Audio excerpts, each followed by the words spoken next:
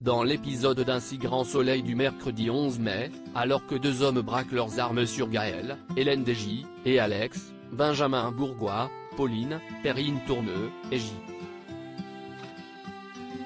C ne tarde pas à comprendre qu'ils sont policiers. Celle-ci s'apprête à tirer sur Gaël, quand un agent du raid l'abat. Gaël est bouleversé par la perte de son ami, qu'il a insulté avant de rendre son dernier souffle. J.C et ses complices sont quant à eux arrêtés. Pendant leurs auditions, ils ne lâchent pas le morceau, ce qui n'inquiète en rien Clément, Yvon Bach. Entre le flagrant délit et les preuves trouvées dans la planque, la police a tout ce qu'il faut pour les faire tomber. Face à Faiza, le commissaire tient à féliciter Alex, sans qui cette opération n'aurait pas été un succès. Un avis que ne partage pas cette dernière, qui estime qu'Alex mélange travail et sentiment et n'a donc rien à faire sur le terrain. Le principal intéressé reconnaît que Faiza a raison, mais il ne regrette rien. De son côté, Gaël est entendue par la juge Alphand, Marie-Gaëlle Kahl, et lui explique comment elle est parvenue à faire passer un mot à son avocate. Gaël avait le pressentiment que le médecin, surnommé le fleuriste, était également menacé et soignait Pauline contre son gré. Cécile lui apprend tout de même qu'ils n'ont aucune trace de lui pour le moment, il est le seul de la bande à avoir réussi à passer entre les mailles du filet.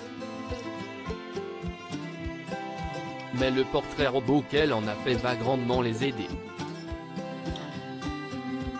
Grâce à sa totale coopération dans cette affaire, Gaël aura droit à son aménagement de peine, même si cela risque de prendre un petit peu de temps à cause de l'administratif. Pourquoi Marc et Myriam ont été arrêtés? Marc, César Méric, et Myriam, Pauline Paolini, ont passé la nuit ensemble. Alors qu'elle s'amuse du fait qu'il ne soit pas un grand rebelle, elle lui révèle aimer s'introduire, la nuit, dans des lieux publics. De quoi donner des idées aux journalistes. Envoyé pour interviewer le capitaine d'une équipe de hockey sur glace, il en profite pour lui subtiliser son badge, qu'il avait oublié sur le bord de la patinoire. Il a donc demandé à Léonore, son ex-femme, Maeva Pasquali, de récupérer leur fils au lycée, prétextant avoir un empêchement de dernière minute. En réalité, Marc a décidé d'amener Myriam, la nuit tombée, à la patinoire afin de lui faire une surprise. Les deux tourtereaux s'amusent comme des petits fous, jusqu'au moment où ils se retrouvent embarqués au poste de police. Un gardien les a en effet surpris. Marc fait croire à Thierry, Nicolas Géroux, qu'il était en repérage pour un reportage. Mais le brigadier n'est pas dupe et leur signifie que leur intrusion dans un lieu public est interdite par la loi. Marc et Myriam estiment n'avoir rien fait de mal et espèrent pouvoir en rester là.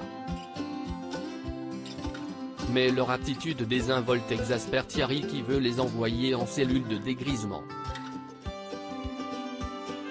Sauf que là encore, Marc et Myriam refusent d'obtempérer.